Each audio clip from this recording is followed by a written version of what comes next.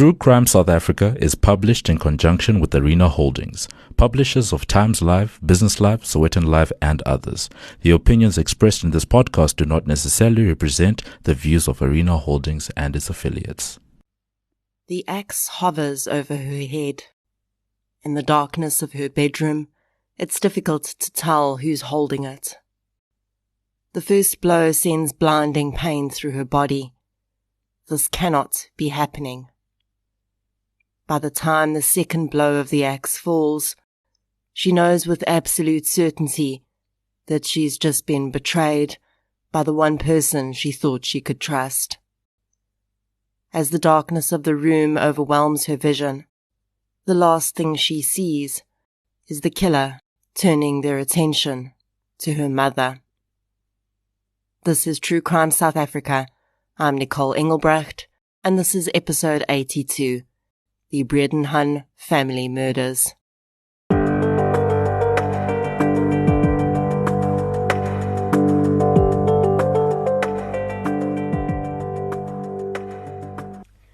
This episode is sponsored by the brand new release movie, Last Seen Alive. After Will Spann's wife suddenly vanishes at a gas station, his desperate search to find her leads him down a dark path that forces him to run from authorities and take the law into his own hands. The movie stars Gerard Butler and Jamie Alexander and released in cinemas nationwide yesterday due to the public holiday, despite its official release date being the 17th of June. This week I announced the winners of our giveaway of 3 sets of double tickets to watch Last Seen Alive, and if you weren't one of the lucky winners, I hope you've got your tickets booked. A huge thank you to Last Seen Alive for supporting True Crime South Africa. Before we get into today's episode, I'd like to thank our new Patreon supporters for the week. A huge thank you goes out to Sonia Barnard, Chris Marie Duprier, Liesel Linfelt, Oliver Maitman, Samantha Ellis, Lila Blair, and Joel Ciani for your support on Patreon, as well as Tino Valentino for your support on PayPal. Thank you so much for your support, everyone. It really does make a huge difference. If you'd like to support the show on Patreon or PayPal, I'll leave a link in the show notes. In addition to the shout-out and monthly exclusive episodes that Patreons get, I also now upload an ad-free version of every week's episode to Patreon. So if you prefer not to hear the ads, head over to Patreon and sign up for a minimum monthly contribution of just $1, which at the moment is about 16 Rand. It's a pretty good deal. If you like discounts, because who doesn't, head over to King Online for your health and beauty needs. Print Crowd for all your printing requirements, and use the code TCSA10 at checkout for 10% discount and support the show at the same time. And you can get 10% off when you order from Wallpaper Online by using the code TRUECRIME at checkout. Other forms of support that make a huge difference include following the show on social media, inviting your friends, family, postman, hairdresser, and parole officer to listen, and leaving reviews on the podcast platform you use. Today's case is a family murder. Whenever I cover a family murder on the podcast, the episode inevitably gets a load of downloads. And I think that speaks to the horror of this type of crime. We don't ever want to think about a threat to our lives coming from within our own homes, even less so our own families, spouses, parents, and children. As a true crime audience, when you hear the term South African axe murder, I'm guessing you probably immediately think about the Van Breda family murder, in which Henry Van Breda killed his mother, father, and brother and attempted to kill his sister. I covered that case across 4 parts in episode 52 of the podcast. Well, that's not the case I'm talking about today. This is the other axe family murder. Different in almost every way, but also strangely similar in many ways too. My sources for this episode include the judgment for the initial trial, as well as the appeal and several media articles. So let's get into episode 82, the Bredenhann family murders.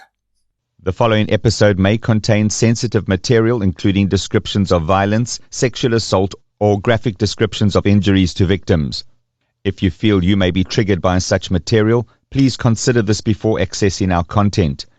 To access trauma counseling or services, please see the helpline information on our show notes. Madeleine Albertina Marika Bredenhann was born to her mother Elmarie and her father Hansi in 1976. The dark-haired girl who excelled at school and was considered quiet and well-behaved as a child struggled when her parents decided to divorce when she was in primary school. She and her brother Albert would continue living with their mother while maintaining a relationship with their father. And the Bredenhann family, as well as the extended Wambach family on her maternal grandmother's side, were close-knit. The closeness of the extended family tree would eventually be cast in a bit of a darker light, with some saying that the Bredenhanns and the Wambachs had always been a very secretive group of people who insisted on keeping family matters private. This secrecy would later become a matter of criminal concern. Madeleine remained very close to her mother and grandmother right into her 20s, and by the time she was 27, the three women, Madeleine, her mother Alma, and her grandmother, 86-year-old Albertina Wambach, who everyone called Dassie, were all living together in a house in the Dorandia suburb of Pretoria. Madeleine had recently broken up with a long-term boyfriend, and she was figuring out what she was going to do and staying with her mom and grandmother while she did. Alma was living with Dassie to care for her, as her mother had become ill and was unable to carry out most tasks herself. As a result of her mother's illness, Alma also shared a bedroom with the older woman in case she needed anything during the night. Madeleine had been a bit down during the April of 2003 after her breakup with her boyfriend, so she decided to get herself a puppy, so she'd have something to focus her attentions on. She named the little white pup Bredenhann. Quick sidebar, don't worry, nothing happens to the dog. On the evening of the 12th of April 2003, Madeleine settled into bed after her mother and grandmother had taken their sleeping tablets and already gone to bed a few hours before. At 4 a.m. the next morning, the Bredenhann's neighbors heard dogs in the street barking. One man looked outside and saw a car driving slowly down the road away from the direction of the Bredenhann's home. Another neighbor then heard glass smashing. Both neighbors walked out of their homes to find Madeleine Bredenhann standing on the lawn of her house.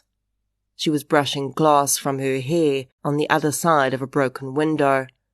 Then she climbed back through the window and a few minutes later re-emerged with a set of car keys and a jacket. She started to run toward her car. One neighbor called out to Madeleine, asking if they'd been broken into and if they needed help. Madeleine replied that she was okay, but she thought there was someone in the house and they should call emergency services. She was headed for the police station, she said. Madeleine Bredenhann arrived at Pretoria North Police Station at 5 a.m. that morning. The police officer that first saw her, Sergeant Robinson, said that she looked pale and out of breath. He noticed blood on her shirt and asked her if she was okay. Madeleine said her house had been broken into and that she didn't know what had happened to her mother and grandmother, but their bedroom was full of blood.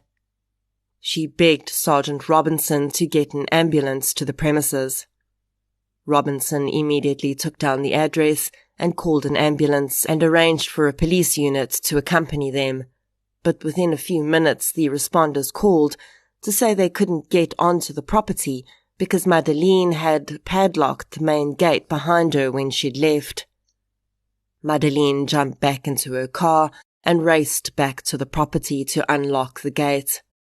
She then sat in her car outside while police first cleared the house to ensure no intruders remained, and then paramedics entered to attend to Alma and Dussie. Inside the main bedroom, paramedics found a scene of horror. Both Almarie and Dussie were very clearly deceased. Both women had sustained severe head wounds, and the implement with which the damage appeared to have been done was on a pillow next to Dussie, an axe. On Almarie's side of the bedroom, blood was everywhere, up the walls and even on the ceiling. But Dussie's face had been covered with a pillow before she was hit, and the pillow had absorbed most of the blood from the attack on her. Between Dussie's legs was a bag containing money. Police officers went outside and advised Madeleine, who was being comforted by a neighbour, that her mother and grandmother were deceased. The officer noted the blood on Madeleine's t-shirt and asked her to accompany a female officer so that the shirt could be exchanged for another and that one could be taken as evidence. This would be a crucial moment in the case. After Madeleine had seemed to recover from the initial shock and handed over her shirt to the officer, she accompanied the police back to the station while forensics units scoured the house for evidence. Madeleine told the detective assigned to the case that she'd been lying in bed when she'd heard a noise in the house. She said she'd realized that someone had broken in and she'd locked her bedroom door, broken the window, and escaped to raise the alarm. The detective would later hear from a paramedic who treated Madeleine on the scene for shock that she told him that she'd been awoken by knocking noises in the house. She'd stuck her head out of the door and called out that she was going to phone the police before going back into her room, locking the door and breaking the window to escape. When the detective questioned Madeleine's brother, he said that his sister had told him she'd locked herself in the bedroom after seeing figures moving around the house. And a fourth version was uncovered through her ex-boyfriend's sister, who she'd phoned while she was driving to the police station to say that both her mother and grandmother had been injured by two men who'd broken into their house. The detective was now wholly concerned about all of these differing versions, and considering he'd been unable to find any evidence of forced entry into the home and no indication that anyone else had been in the house, he was starting to seriously consider that Madeleine Bredenhann may have something to do with her mother and grandmother's murders.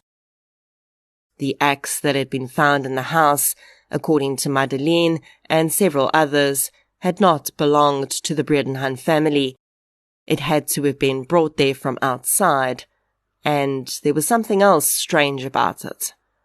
The axe only had the blood of Almarie on it. There was absolutely no trace of Dussie's blood on it at all. From the blood patterns, it appeared that Almarie had been attacked first, which would make sense, as she would be the more mobile of the two and the greater threat. If Dussie had been attacked first, her blood could have been completely concealed by Almarie's blood, but for it to happen the other way around would be odd. The other thing was that someone had taken the time to wipe down the entire axe handle. Not a single fingerprint could be found on the handle, and then it had been neatly placed on Dussie's pillow next to her. When the detective got the results of the testing from the shirt Madeleine had been wearing that night, though, he knew he had enough to arrest the woman. The blood on her shirt belonged to her mother, and a bloodstain pattern analyst said that the drops had been direct spatter impact, meaning that she was standing in front of the source of blood within 2 meters when blood had exited the body. It was also not cast off, meaning it hadn't been flung off the axe when the intruder was aiming blows at Almarie. Madeleine Bredenhann, had to have been standing in her mother's bedroom when the woman was being hit with the axe. With this in mind, Madeleine was arrested on 2 charges of murder.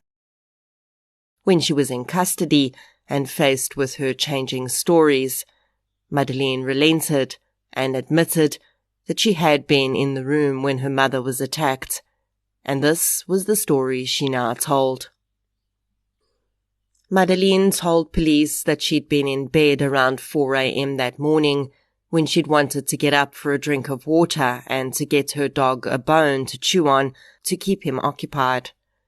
When she'd exited her bedroom and crossed to the bathroom to drink water, she'd heard a noise and then seen 2 masked assailants moving around her home. She hid in the bathroom and watched as one of the figures went into her bedroom. She said she then ran into her mother's room to warn her and her grandmother. As she entered the room, one of the assailants had also entered and switched on the ensuite bathroom light. Madeleine had managed to crouch down and hide next to her mother's door. She then watched in horror, she claimed, as the assailants approached her mother's bed with an axe and began to hack at her mother. Madeleine said that she'd shouted and jumped up from her hiding place and tried to tackle the assailant. They'd wrestled for a moment until the assailant got the upper hand and tried to aim a blow of the axe at her. Madeleine had dodged out of the way, and the axe had instead gone into her mother's body. She said that she then crawled out of the room on all 4s, and she heard the attacker shout, "Madeleine is on her way to you," presumably to the other assailant she'd seen earlier. She thought about hiding in the bathroom, but since it didn't lock, she instead ran into her bedroom and locked the door.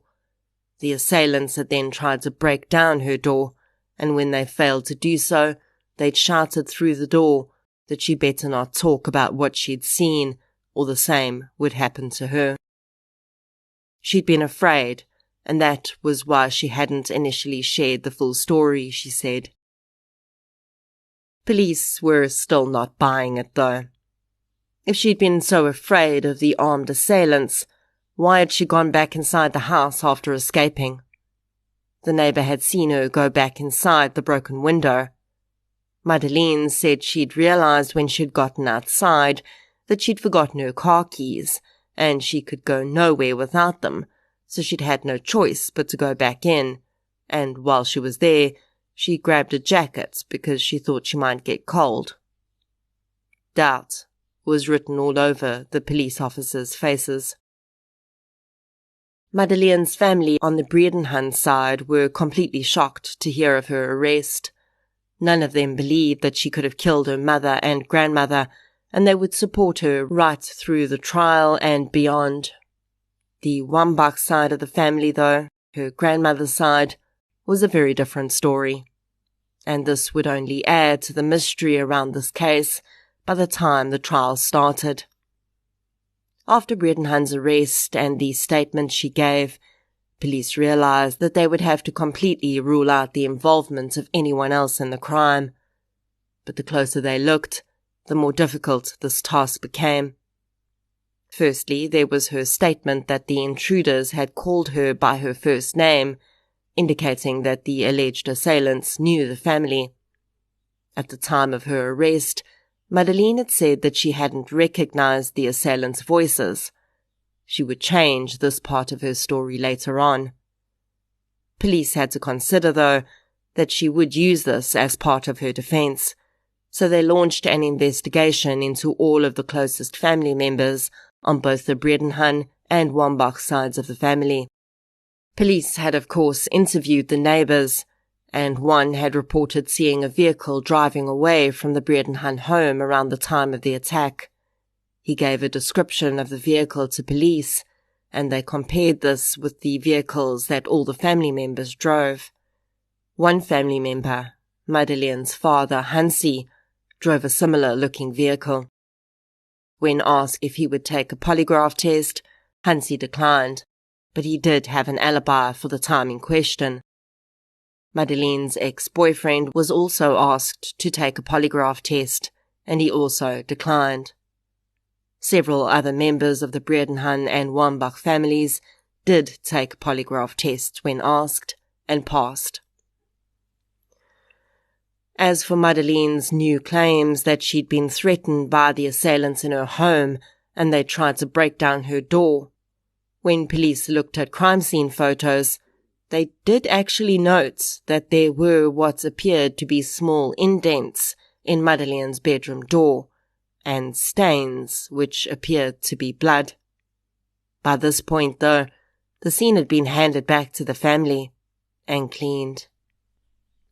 Then, just days before her trial was set to begin, Madeleine's attorney approached the state prosecutor with a deal. The woman had more information about the assailants, and if she was guaranteed protection from the police and not prosecuted, she would testify against the perpetrators in court. Madeleine Bredenhann, it seemed, knew exactly who had killed her mother and grandmother. Meetings were held between the prosecution and the defense, but Madeleine was only willing to provide names if she was guaranteed protection. Otherwise, she said, she would take her chances at trial. The prosecution was not willing to take the chance that she'd end up giving them the names of someone they'd already ruled out, so no deal was reached, and the trial proceeded.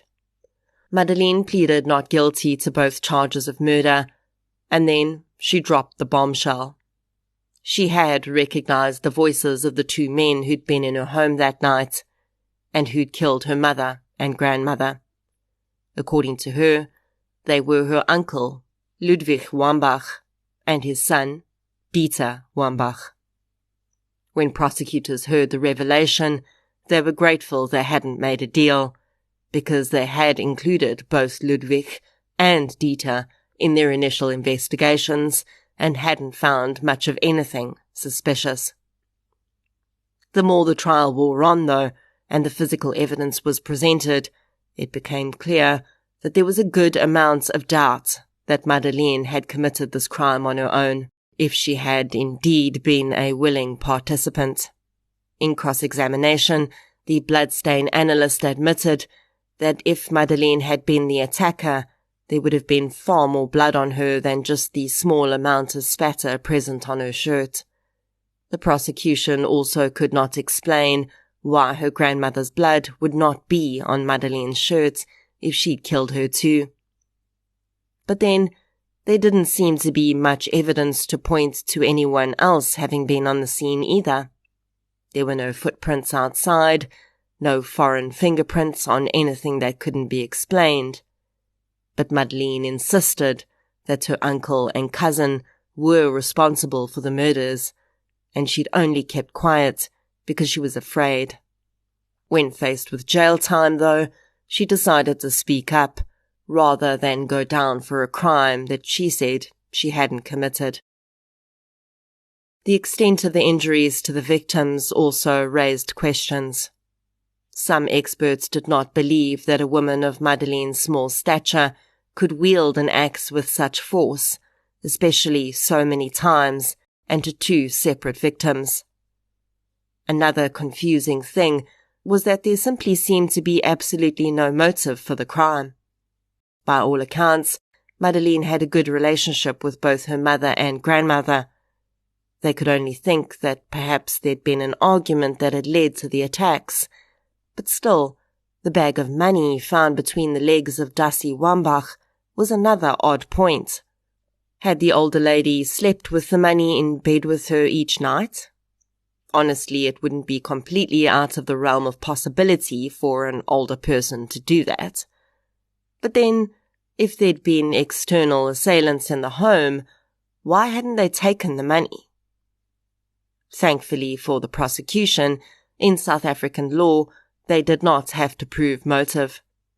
They simply had to show that there was no scenario, based on the evidence, in which Madeleine was not responsible for the murders. And in late 2004, as the trial came to a close, the judge determined that the prosecution had successfully done this. In finding Madeleine Bredenhann guilty on both charges of murder, he told those present that while he was not entirely convinced that the woman had actually swung the axe, he felt the evidence showed that she was involved in the murders as a willing participant.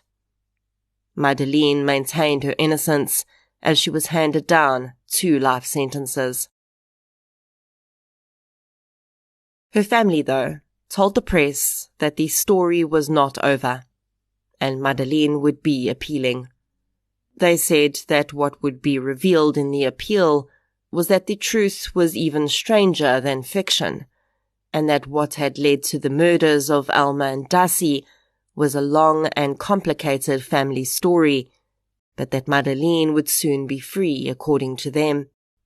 With that mysterious statement hanging in the air, Madeleine's defense attorney immediately lodged an appeal against both the conviction and the sentence. Madeleine's uncle Ludwig had testified in the trial, and the judge had acknowledged that he hadn't found him to be the most convincing of witnesses, but that it was not within his mandate to point out other suspects to the police or prosecution. He could only work with what was presented to him. Madeleine's appeal process would take another 3 years to come before the court, and in the interim, the already twisted tale took another diversion. In 2006, Madeleine's cousin Dieter Wambach arrived at his father's farm after being called by one of his employees to say he couldn't find the older man. Ludwig had apparently gone walking on his property earlier that day and hadn't returned. Dieter and the employee set out to search the property and discovered Ludwig's body hanging from a tree. Although the original thought was suicide, it would soon be determined that Ludwig had in fact been robbed of his firearm before being hung from the tree. One of the farm employees told police that the man had been involved in a dispute with 2 men who lived nearby, as they'd been on his property collecting firewood illegally the previous year. When police visited the men, they found Ludwig's firearm in their possession. They were arrested, tried, and found guilty of his murder. This would likely have been a major blow for Madeleine's appeal. One of the 2 men she'd fingered as being the real killers in her case was now dead, but all she had to do was prove that there was sufficient reasonable doubt of her being the real killer or being voluntarily involved in order to have the conviction set aside. In 2007, 4 years after the murders of Alma and Dassie, the High Court of Appeals heard her case. 3 judges considered all the evidence before them. At the end of that appeal, one judge would vote that Madeleine's proven involvement in the crime could not constitute murder, and that at most she should be found guilty of being an accessory to murder. The 2 other judges, however, found that the initial ruling was correct, and that Madeleine was responsible for the murders of her mother and grandmother. The 3rd judge with the opposing opinion was therefore overruled, and Madeleine's appeal was denied. Her next and final step was to appeal to the Supreme Court, which she did in 2008. There, the Supreme Court decided that there were 3 options. The first possibility was that someone else entirely had killed the 2 victims, and Madeleine had been an innocent occupant of the home at that time. The second option was that Madeleine herself had committed the murders, with no outside assistance. And the third option was that she'd been present at the murders when they were committed by others, but she had not committed the murders herself. Within the third option, the judge said that there were 2 further options. Madeleine had either been a voluntary or involuntary participant in the murders. The appeal judge dismissed the first option, saying that they believed her continually changing stories and actions on the night counted that theory out. As to the second theory, that Madeleine had committed the murders herself, the Supreme Court decided that this too could not be the case. In fact, none of the judges that had presided over the case to that point and looked over the evidence believed that it was possible that Madeleine had actually swung the axe herself. There was far too much evidence that pointed to the contrary. So it seemed that the decision really was whether or not she'd been a voluntary participant in a murder committed by others, or an involuntary participant. If her participation had been voluntary, the Supreme Court judge said, then the correct decision had been made, and a fair sentence had been passed down. We know from many other cases that you don't have to be the wielder of the weapon to be found guilty of murder. In many instances, people have been found guilty of murder for arranging it and not even being present at the crime itself. So for the judge, the question was there enough evidence to prove, beyond a shadow of a doubt, that Madeleine had not voluntarily participated in the murders? And really, looking at the facts ourselves, it seems quite clear that that's probably not the case. The blood spatter on Madeleine's shirt seemed to indicate that she was standing when the blood hit her, not crouched away behind a door hiding. Of course, that could not be the only evidence, because it wouldn't be nearly enough to convict her. But she'd also changed her story many times, even in the first moments after the crime, and then long after, too. She hadn't really shown that she was terribly afraid in the period directly after the crime. She'd gone back inside the house, even when she saw neighbors standing outside who she could have run to for help rather than risking re-entering. She told her neighbor that she was fine, and pretty crucially, she'd taken the time to lock the gate behind her.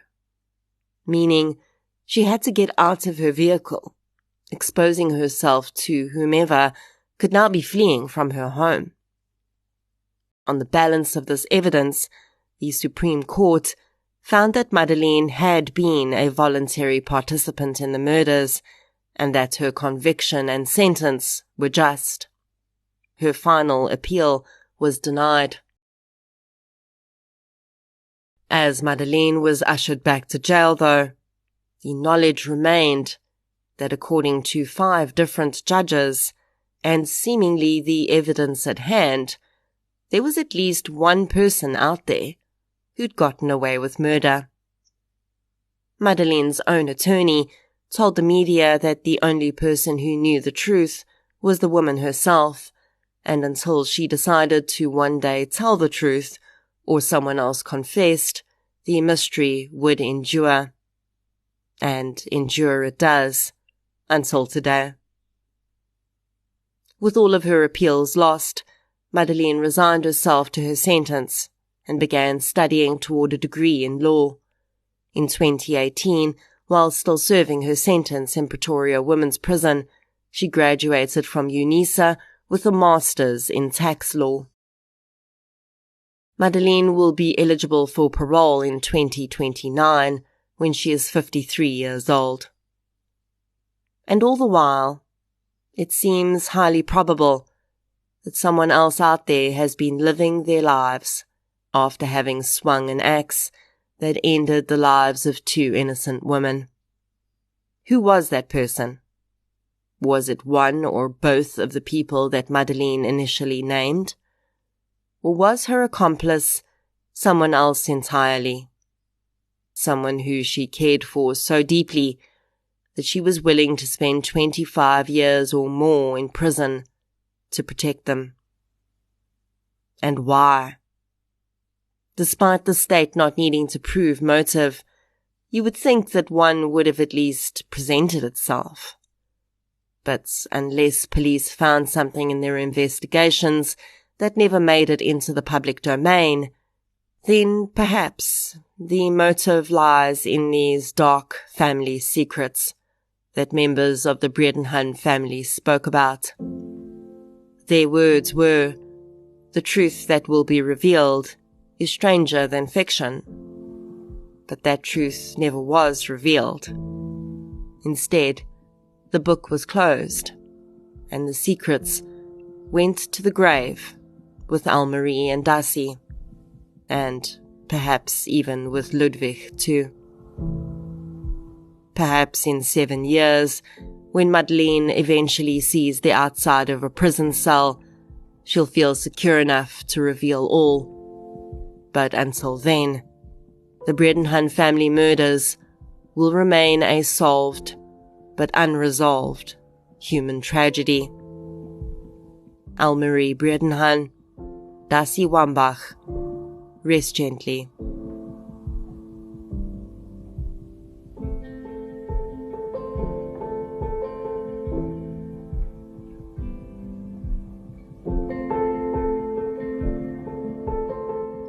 Thank you for listening to episode 82, The Bredenhann Family Murders.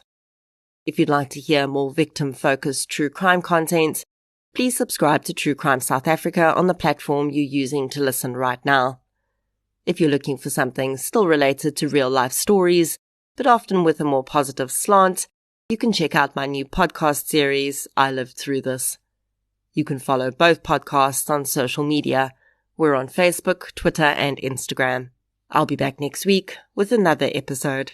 Until then, thank you for your support, and I'll chat to you soon.